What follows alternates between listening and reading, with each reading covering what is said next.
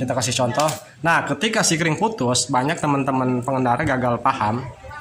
Ketika sikring putus terus, di sini malah dililit, Pak. Malah dililit menggunakan kabel. Ini saya sering menemukan, Pak. Dililit menggunakan kabel. Tujuannya agar si sikring tidak putus. Nah, sebenarnya itu salah besar, Pak. Salah besar.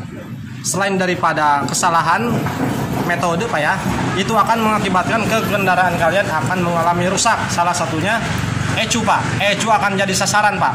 Ketika ada trouble konsleting, sikring ini kuat, tidak putus, Pak, maka ECU lah yang akan jadi korban. Makanya daripada ECU yang rusak jutaan, Pak, mendingan sikring putus terus. Nah, seharusnya Bapak ketika sikring sering putus, Pak, di sini harus curiga, Pak, bahwa di kendaraan Bapak ya ada trouble, entah itu dari kabel bodi, entah itu ada konsleting, Pak ya. Pokoknya kalau sikring putus.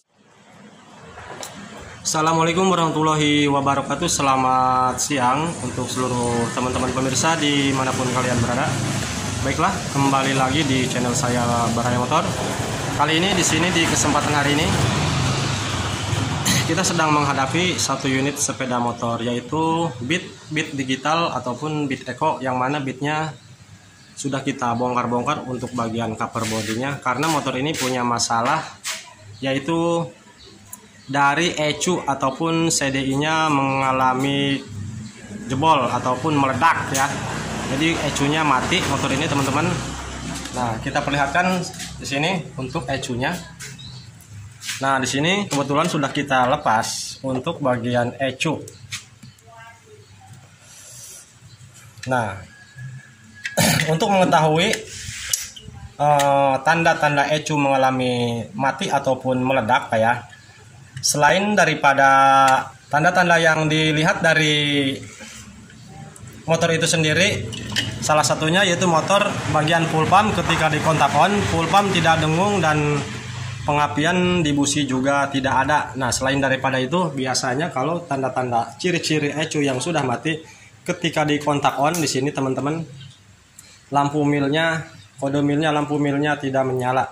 Itu biasanya salah satu tanda-tanda bahwa ECU mati. Nah, di sini selain daripada tanda-tanda tersebut yang kita sebutkan tadi, nah teman-teman lihat di balik ECU tersebut ya, karena ECU terpasang seperti ini. Buka untuk bagian kalengnya seperti ini, teman-teman. Nah, perhatikan di bagian belakang ECU itu. Nah, lihat di sini. Nah, biasanya ciri-ciri ECU yang rusak, kosielo teman-teman ya. Biasanya ECU yang rusak tandanya di sini. Nah, di sini ada sebuah seperti kebakaran, jebol tuh, seperti meledak gitu, teman-teman. Ada retak-retak di sini, Pak ya. Ngeblur kameranya, Pak. Nah, di sini ada retak-retak, Pak ya.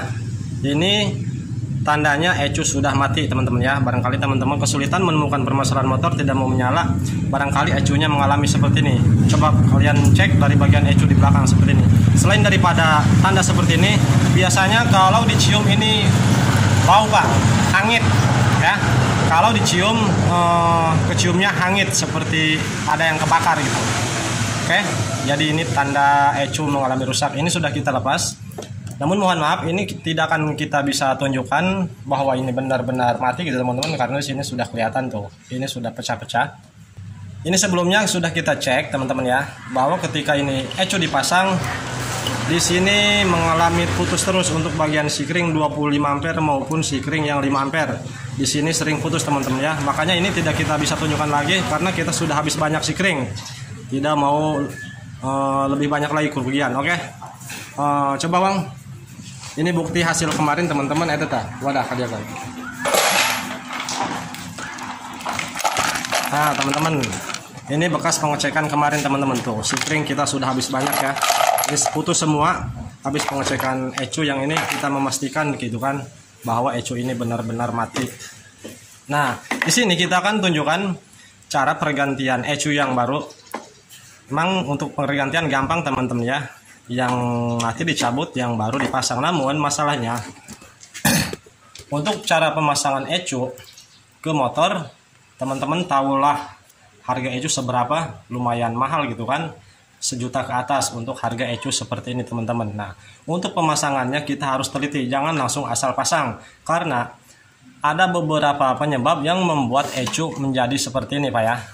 selain daripada umur ecu ataupun dari kerusakan komponen yang berada di dalam ecu itu sendiri, selain daripada itu ada pemicu lain teman-teman. Bisa dari masalah dari kelistrikan, dari kabel-kabel bodi, kemungkinan ada yang mengalami trouble ataupun ada yang mengalami ngeground, konsleting ke massa ataupun ke bodi. Nah, jadi jangan langsung memasang ketika mau mengganti ecu. Kita telusuri dulu dari mana letak penyebab sehingga ecu menjadi mati gitu teman-teman. Selain daripada umur ecu itu sendiri, ditakutkan ketika kita langsung pasang teman-teman ya, bisa jadi permasalahan ada di kabel bodi yang mengalami konsleting sehingga membuat ecu meledak ataupun mati. Nah, ketika kita langsung pasang ecu yang baru, nah ditakutkan ecu yang baru mengalami hal seperti yang sudah dialami sebelumnya gitu kan, seperti ecu bawaannya. Disitulah kita akan mengalami kerugian yang sangat besar karena harga ecu lumayan lah. Kalian tahu sendiri harga ecu bukan harga 1-2 ribu saja, namun ini lumayan lah. Kalau kita misalkan menabung untuk mampu membeli ecu ini lumayan Pak, butuh berbulan-bulan. Bagi saya sendiri teman-teman, mungkin bagi yang gampang cari duit sehari juga dapat duit untuk membeli ecu, namun bagi teman-teman yang mampu haruslah menabung untuk membeli ecu ini. Oke. Nah, jadi kita telusuri sebelum kita pemasangan ecu yang baru. Nah, karena banyak faktor gitu kan, seperti yang sudah saya katakan tadi, pemicu ecu yang bisa menjadi mati banyak faktor. Selain daripada umur ecu itu sendiri, ada masalah dari komponen yang di dalam ecunya, bisa dari masalah perkabelan ada yang konsleting. Jadi kita telusuri satu persatu teman-temannya untuk bagian kabelnya. Siapa tahu ada kabel bodi yang ground atau nempel ke bodi. Nah, untuk di motor ini, setelah kita telusuri teman-teman, di sini kita menemukan kesalahan yang tidak begitu fatal, namun menurut saya ini akan memicu ke ecu tersebut sehingga ecu akan mengakibatkan ujung-ujungnya akan mengalami meledak ataupun rusak. Nah, perhatikan teman-teman di sini. Nah, teman-teman, ini tahu ini soket menuju ke lampu depan, lampu sorot. Yang mana teman-teman, untuk tipe bit seperti ini, bit digital ataupun bit terbaru, rata-rata sistemnya untuk lampu depannya tidak bisa dimatikan gitu kan, non-stop nyala terus, yang malam nyala. Nah, di sini ada melakukan pengakalan. Kemungkinan tujuannya, ini kemungkinan ya Pak, karena kita belum memeriksa ataupun cek untuk jalur-jalur ini karena motor ini datang dengan kondisi ecu mati gitu kan. Nah, kemungkinan di sini teman-teman, di sini ada jalur yang di paralel ke soket lampu itu sendiri, yaitu dihubungkan ke massa bodi. Uang cekelkan uang. Badil. Nah, perhatikan teman-teman, ini kabel yang menuju terhubung ke bodi ini di paralel, lihat di sini Pak ya. Nah, ini massa kan, massa bodi. Nah, ini di paralel ke massa lampu. Tuh, ini di paralel ke massa lampu yang warna hijau leres pink atau orange ini. Pokoknya hijau yang ada leresnya, leres orange sepertinya. Nah, yang mana untuk hijau leres orange ini Pak, ini massa langsung dari ecu, keluaran dari ecu teman-teman ya. Nah, yang ini massa langsung dari bodi, yang mana di sini di paralel digabungkan. Kemungkinan tujuannya entah ini lampunya mengalami tidak menyala ataupun gimana gitu kan, saya tidak tahu pokoknya. Yang jelas di sini antara massa bodi dengan massa keluaran dari ecu di sini di paralel. Nah, perlu teman-teman ketahui untuk lampu depan, karena di sini ada sistem secara otomatis ketika kontak on teman-teman ya, lampu belum menyala, lampu sorot, walaupun sistemnya non-stop, tidak bisa dimatikan, tidak ada tombol on off-nya gitu. Ketika mesin menyala, lampu langsung nyala tanpa bisa dimatikan. Yang mana sebelum mesin menyala ketika kontak on, lampu tidak menyala teman-teman ya. Kita ulangi, ketika kontak on sebelum mesin dinyalakan, lampu sorot belum bisa menyala Pak. Nah, setelah mesin dihidupkan barulah lampu sorot menyala. Nah, ketika mesin menyala gitu kan. Namun pada saat mesin menyala kita matikan secara dengan menurunkan jagang samping ataupun standar samping dengan sistematis, mesin mati kan, namun lampu tetap menyala. walaupun mesin sudah mati.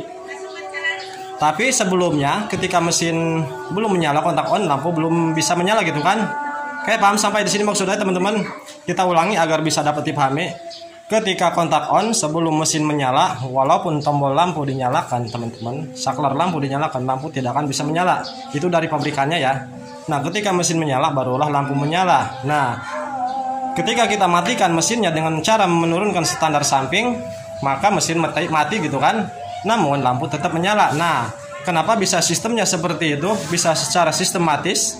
Ketika mesin mati, lampu tetap menyala, tapi di awal sebelum mesin menyala, lampu belum menyala gitu kan. Nah, di sini Pak, bisa seperti itu secara sistemnya.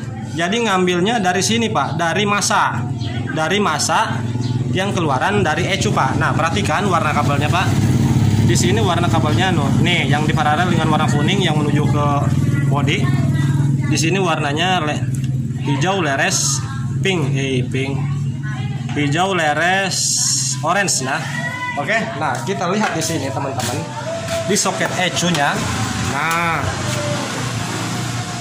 hijau leres orange. Nah, teman-teman, ini terhubung langsung ke soket ECU. Nah, yang mana ini nancap ke ECU ya. Nah, perhatikan. Nah, teman-teman, jelas kelihatan. Pokoknya yang ini nih. Kemungkinan di kamera kurang terlihat warna leresnya Pak ya. Tuh. Oke, kelihatan? Ini warnanya sama dengan warna masa yang menuju ke lampu tadi. Nah, makanya kenapa lampu tidak bisa mati ketika mesin dimatikan dengan secara menurunkan standar samping. Nah, di sini pengaturannya yaitu diatur oleh ECU itu sendiri. Di sini kenapa gitu kan diparalel langsung ke masa body. Walaupun lampu misalkan tidak bisa menyala dikarenakan masa dari ECU tadi tidak berfungsi gitu kan. Seharusnya kalau misalkan di paralel seperti ini tidak masalah Pak. Walaupun di paralel seperti ini mengambil masa dari rangka bodi tidak bermasalah, yang penting gitu kan lampu menyala. Namun seharusnya masa yang keluaran dari ECU tadi Pak, yang ini nih, yang hijau leres orange, seharusnya ini diputus Pak. Jangan digabung seperti ini karena beda Pak. Walaupun ini masa Pak, yang warna hijau dari ECU ini, walaupun ini masa, namun ini ada perbedaan Pak. Kalau ini masa langsung dari bodi, ya kan? Namun yang hijau ini, yang bawaannya, masa bawaannya ini masa keluaran dari ECU. Jadi jangan disatukan Pak, walaupun sama-sama ground ataupun sama-sama masa gitu kan. Karena pada dasarnya ini masa bodi, kalau ini masa keluaran dari ECU. ECU tanpa hidup maka tidak akan bisa mengeluarkan masa itu sendiri. Yang mana kalau bodi, masa dari bodi itu standby. Entah itu mesin ketika menyala, entah itu mesin ketika mati, tetap dia akan standby untuk masa bodi. Nah, kemungkinan besar menurut saya yang membuat ECU ini meledak Pak, kemungkinan salah satunya dari sini.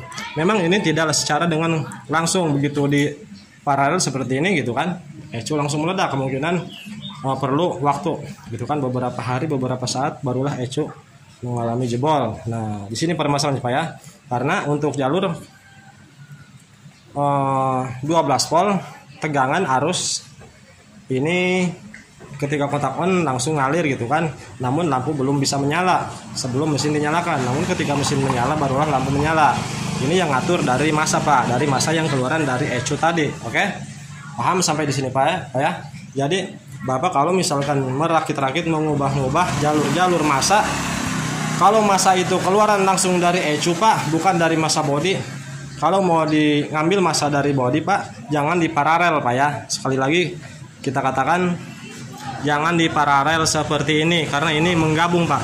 Nantinya antara masa bodi dengan masa keluaran dari ECU jadi satu, sehingga bisa saja terjadi teman-teman ini akan mengalami rusak karena terkoneksi masa bodi masuk ke dalam ECU itu sendiri. Oke, paham sampai di sini Pak ya. Jadi untuk pergantian ECU yang baru, sebelum kita langsung pemasangan ECU yang barunya, ini mohon dicek-cek Pak dari kabel-kabelnya gitu kan. Siapa tahu ada yang konsleting seperti ini, misalnya seperti yang kita lihatkan tadi, ada kabel ground, ada kabel LED yang nempel ke bodi ataupun kabel masa dengan kabel tegangan mengalami trouble gitu kan, sehingga menjadikan ECU jebol. Oke. Nah, setelah dilihat dari kabel-kabel semuanya dirasa aman, tidak ada yang konsleting Pak, Sebelum pemasangan, langkah selanjutnya di sini Pak. Nah, oke. Lihat di sini Pak ya. Di sini ada sebuah sikring Pak. Di sini memiliki 6 sikring untuk tipe bit ACG ataupun bit starter halus teman-teman ya. Bang, gas Bang. Nah, teman-teman, perhatikan di sini ada 6 buah sikring ya. Nah, apa sih fungsi 6 sikring ini? Nah, di pabrikan kenapa dikasih 6 sikring ini? Tujuannya ketika ada trouble, ketika ada konsleting, Pak ya, sebelum dia lari ke ECU untuk mengalami rusak, sebelum ECU mengalami jebol ataupun meledak, gitu kan, ini akan terjadi putus Pak untuk bagian sikring, sehingga hal tersebut ketika konsleting ataupun trouble untuk menjaga mengantisipasi agar ECU tidak mengalami rusak ketika ada konsleting, yaitu terjadi di sini dulu Pak. Di sini dulu mengalami putus. Nah, di sini banyak teman-teman pengendara yang asal-asalan yang gagal paham tentang masalah sikring. Ketika sikring sering putus, Pak. Tang berembang.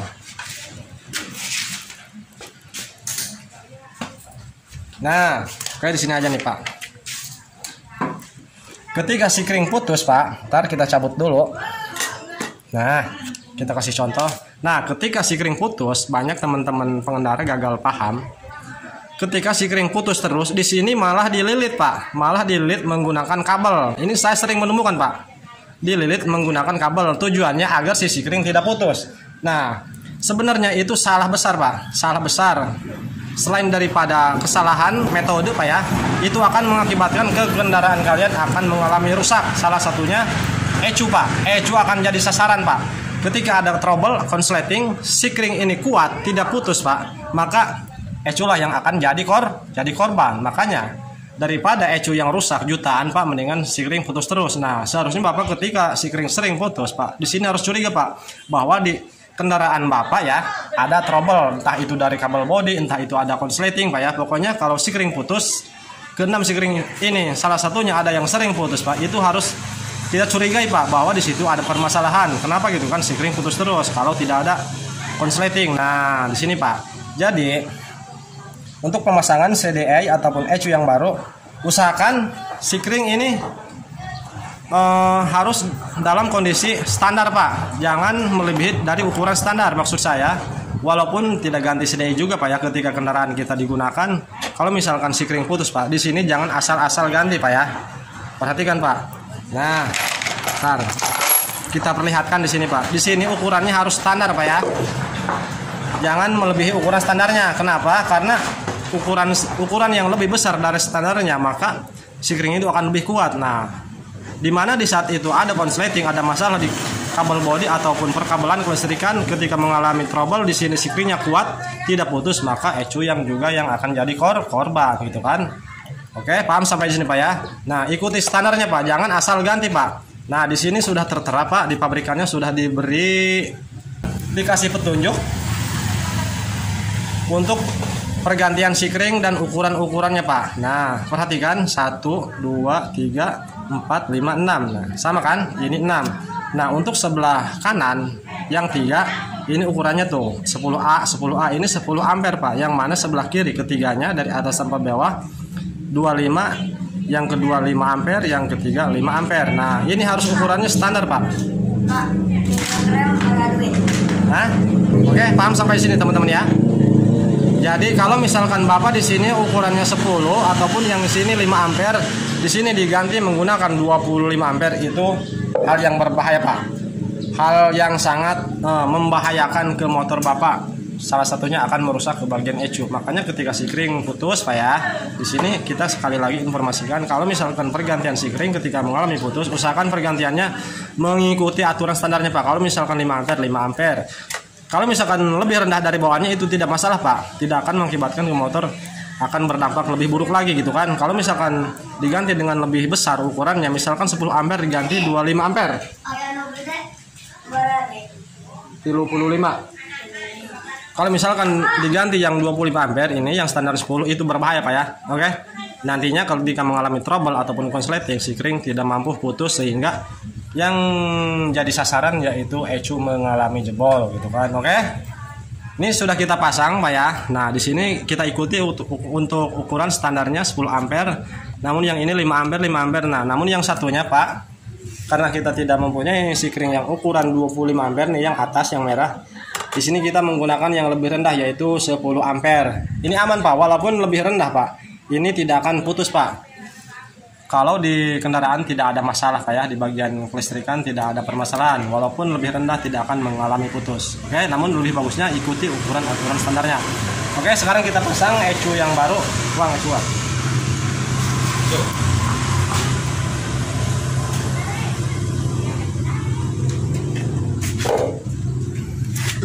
Nah teman-teman, ini ECU yang bekas teman-teman ya. Ini tidak kita tunjukkan untuk ciri-ciri ECU-nya. Maksudnya tidak kita pasang karena ketika ini dipasang sikring putus terus Pak. Ini sudah habis sikring banyak kita kemarin untuk pengecekan ECU ini untuk memastikan bahwa ECU ini mengalami jebol. Walaupun di sini ada tanda-tanda Pak, namun kita tetap memastikan terlebih dahulu sebelum pergantian, karena kalau misalkan gagal Pak, ketika kita ganti ECU gagal, motornya tidak menyala gitu kan, kita rugi besar Pak, karena kita beli ECU ini lumayan Pak, mahal sekali. Jadi kita pastikan dulu sebelum kita membeli, oke? Paham sampai di sini Pak ya? Nah ini ECU yang baru Pak, ini copotan Pak, ini original copotan Pak, oke? Ini kita dapat beli itu hidup 100%. Oke, kita sekarang pasang untuk ECU yang barunya. Karena semua sudah kita pastikan dari kabel-kabel tidak ada yang konslet. Oke, Bang. Oh, badannya tahu Bang, Nah, sebelumnya ini yang tadi di paralel dari sebelumnya dari yang punya motor, kabel masa yang di paralel, kabel masa untuk lampu yang di paralel ke masa bodi ini kita lepas dulu karena ditakutkan terjadi konsleting. Nanti setelah kita buka ini apakah permasalahan di motor ini gitu kan untuk bagian lampu, sehingga di sini di paralel ke jalur ke masa bodi kan. Oke, ini kita lepas dulu.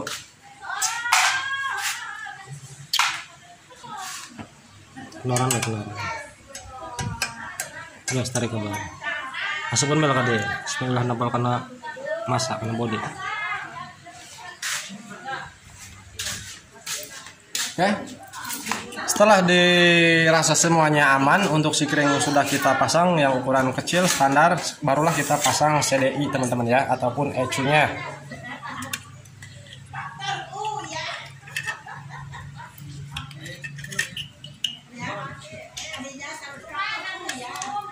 Oke, ini ECU sudah terpasang, yang baru kita beli, ini yang bekas Pak ya.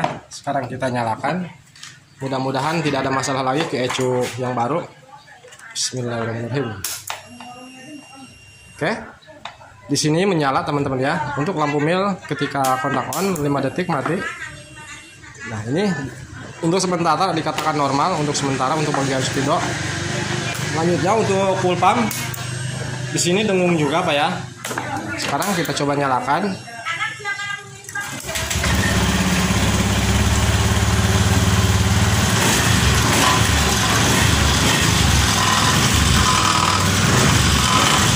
Doang ini Bang.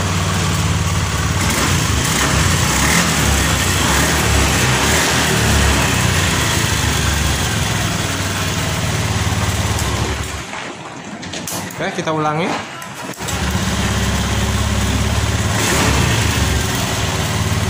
teman-teman, aman teman-teman ya, tidak ada masalah. Oke, motor sudah menyala karena kita ganti yang baru gitu kan untuk ECU-nya. Jadi itulah sedikit langkah-langkah untuk cara pergantian ECU yang baru sebelum kita pemasangan teman-teman ya.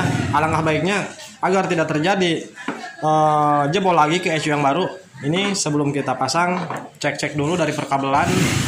Nah setelah dicek-cek perkabelan, yaitu untuk sikring harus diperhatikan teman-teman ya. Untuk ukuran sikring di sini perlu diperhatikan, jangan sampai melebihi ukuran dari standarnya untuk menjaga ketika ECU yang baru tidak mengalami jebol lagi. Oke, semoga video ini dapat dipahami dan bermanfaat dan mengedukasi untuk teman-teman pemirsa dimanapun kalian berada. Oke, selamat siang dan terima kasih. Wassalamualaikum warahmatullahi wabarakatuh.